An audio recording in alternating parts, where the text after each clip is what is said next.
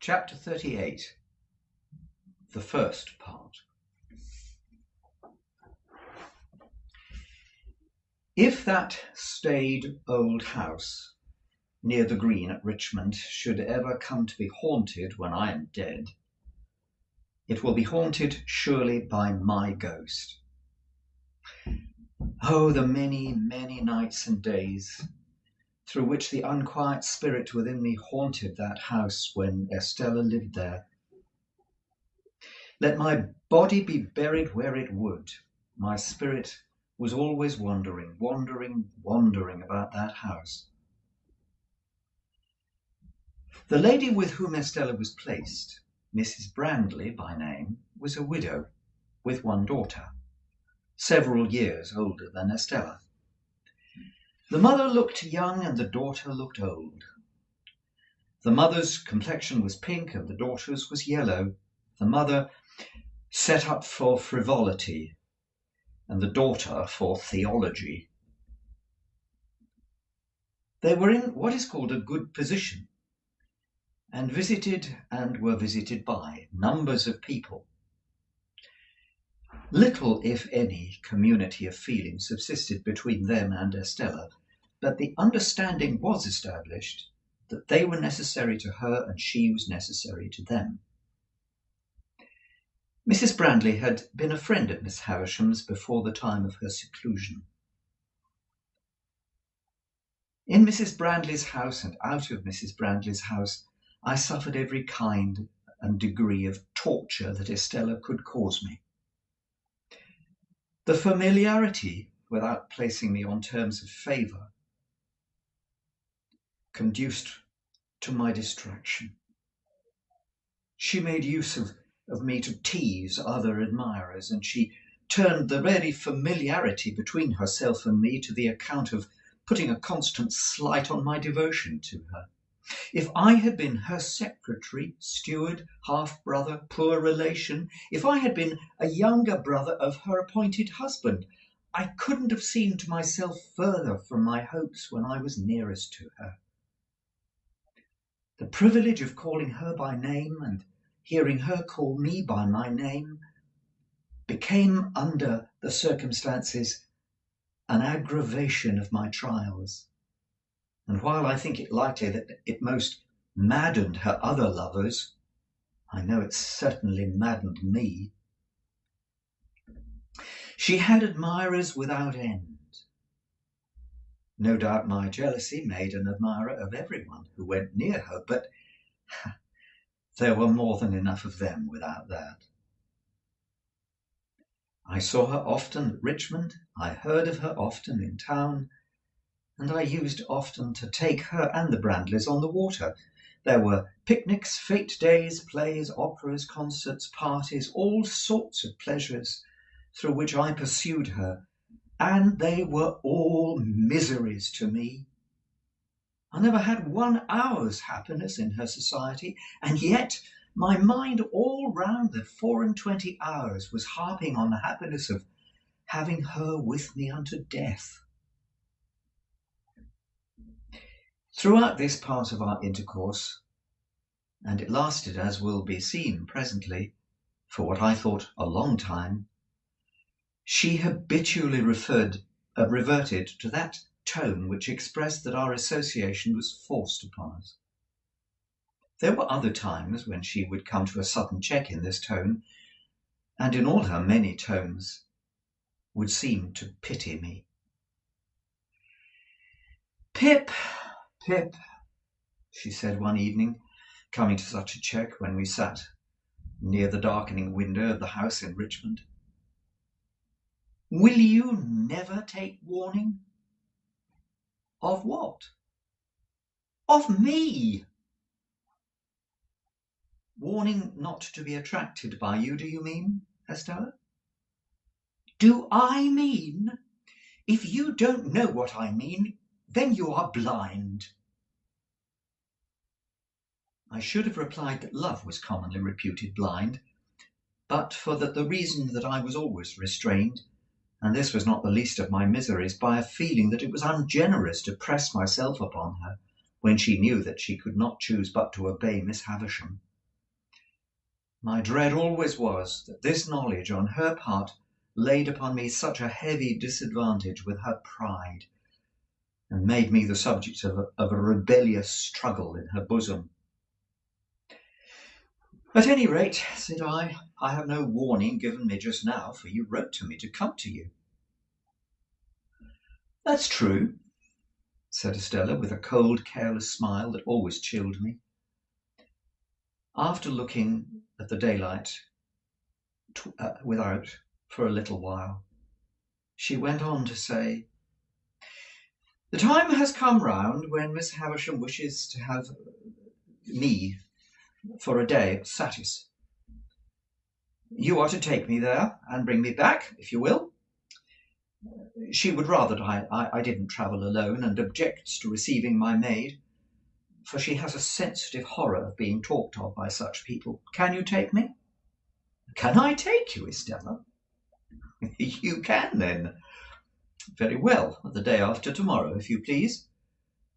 You are to pay all charges out of my purse. You hear the condition of your going? And I must obey, said I. This was all the preparation I received for that visit, or for the others like it.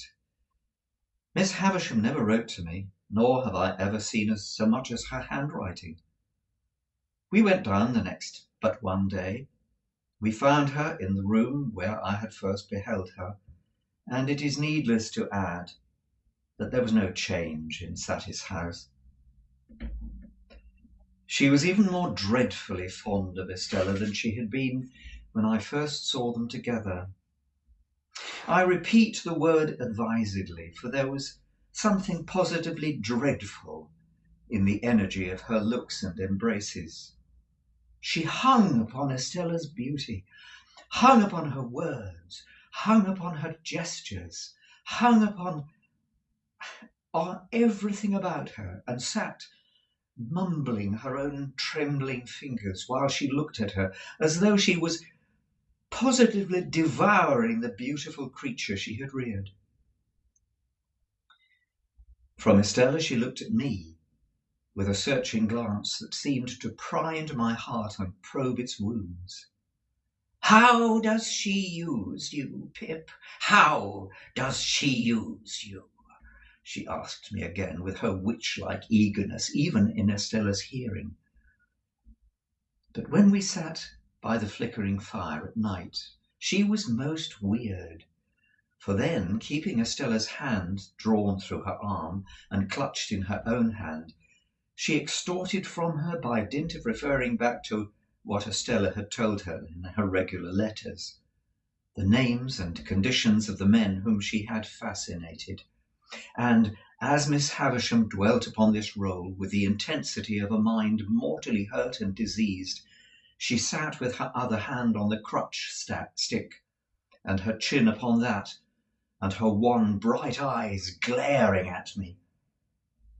A positive spectre.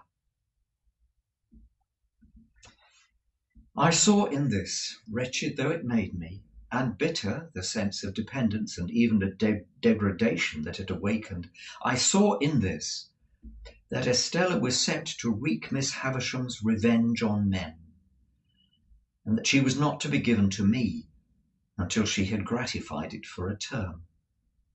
I saw in this a reason for her being beforehand assigned to me, sending her out to attract and torment and do mischief.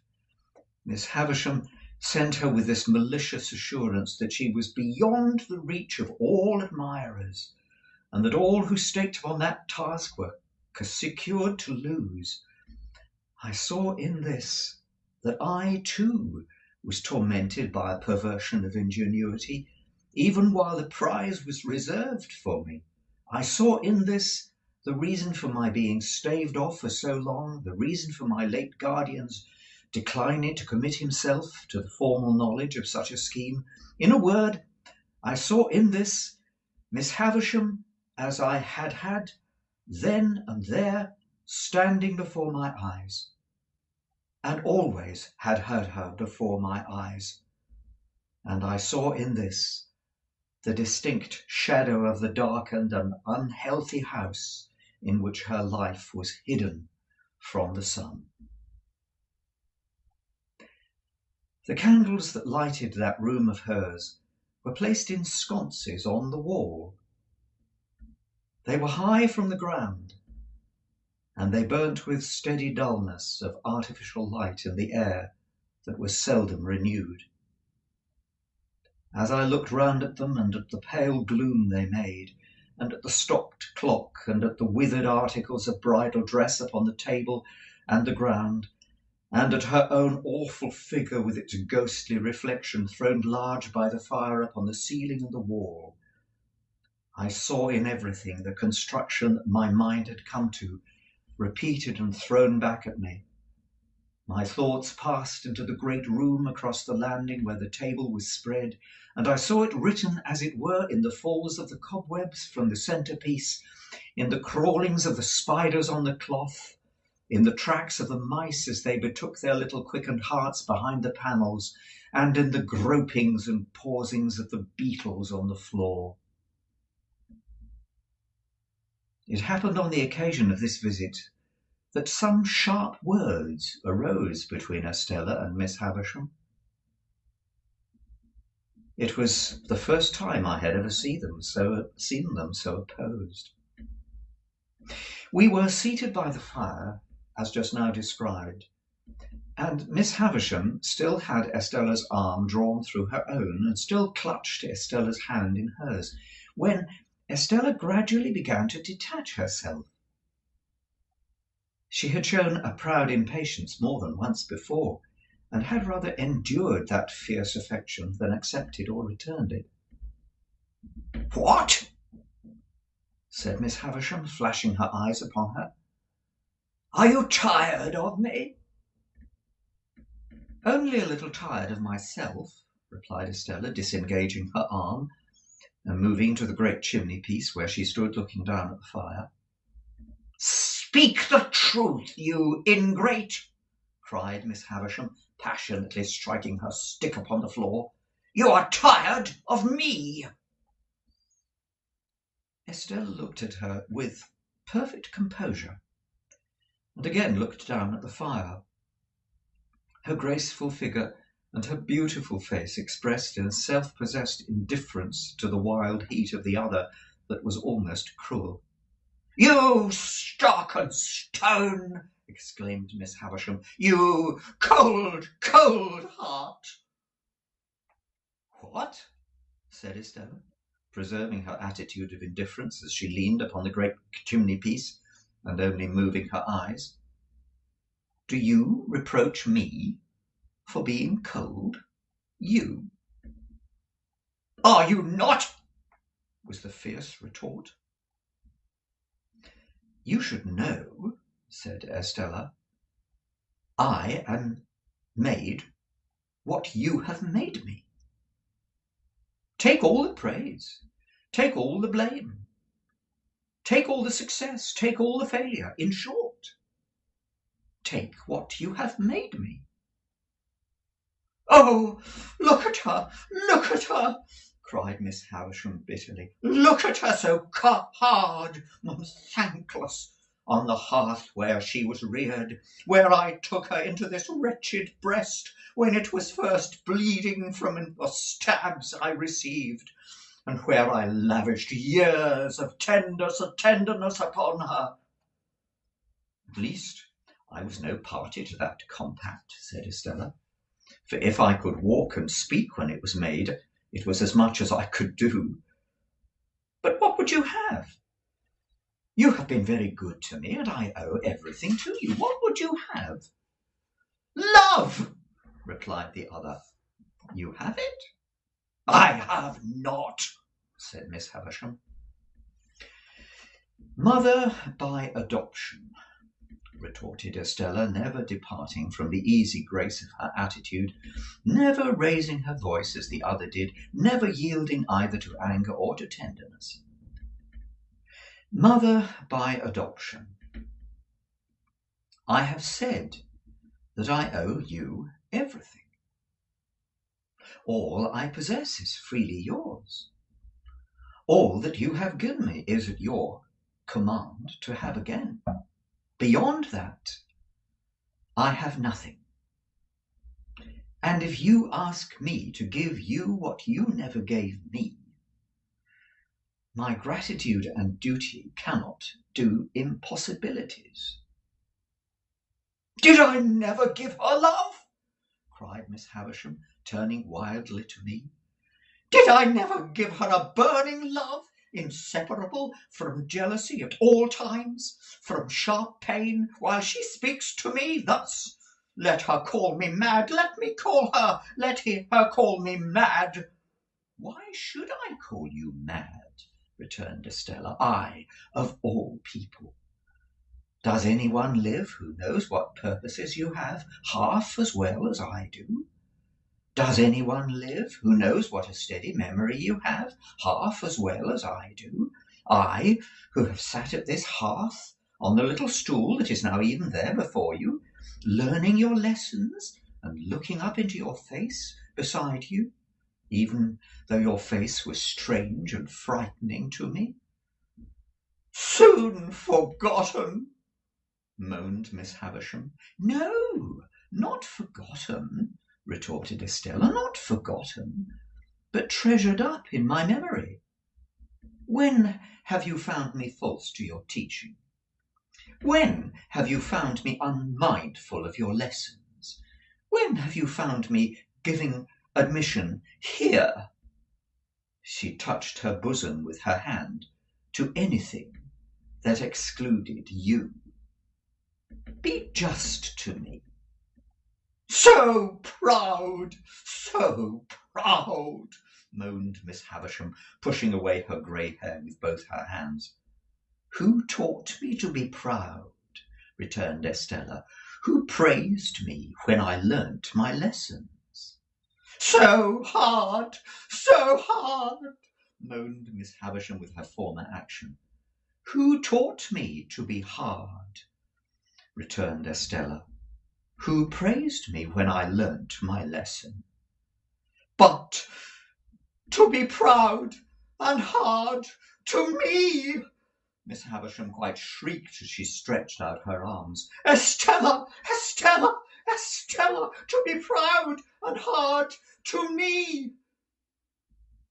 Estella looked at her for a moment with a kind of calm wonder, but was not otherwise disturbed. When a moment was past, she looked down at the fire again. I cannot think, said Estella, raising her eyes after a silence, why you should be so unreasonable when I come to see you after a separation. I have never forgotten your wrongs and their causes. I have never been unfaithful to you or your schooling. I have never shown any weakness with which I can charge myself. Would it be weakness to return my love? Exclaimed Miss Havisham. But yes, she would call it so. I begin to think, said Estella in a musing way after another moment of calm wonder, that I almost understand how this comes about. If you had brought up your adopted daughter wholly in the dark confinement of these rooms, and had never let her know that there was such a thing as daylight, by which she had never once seen your face, if you had done that, and then, for a purpose, had wanted her to understand the daylight and know all about it, you would have been disappointed and angry? Miss Havisham, with her head in her hands, sat making a low moaning and swaying herself on her chair, but gave no answer. Or, said Estella, which is a nearer case, if you had taught her from the dawn of her intelligence, with your utmost energy and might, that there was such a thing as daylight, but that it was made to be her enemy and destroyer, and she must always turn against it, for it had blighted you and would else blight her. If you had done this, and then, for a purpose, had wanted her to take naturally to the daylight, and she could not do it, would you be disappointed and angry? Miss Havisham sat listening, or so it seemed, for I could not see her face, but still made no answer. So, said Estella, I must be taken as I have been made. The success is not mine. The failure is not mine. But the two together make me.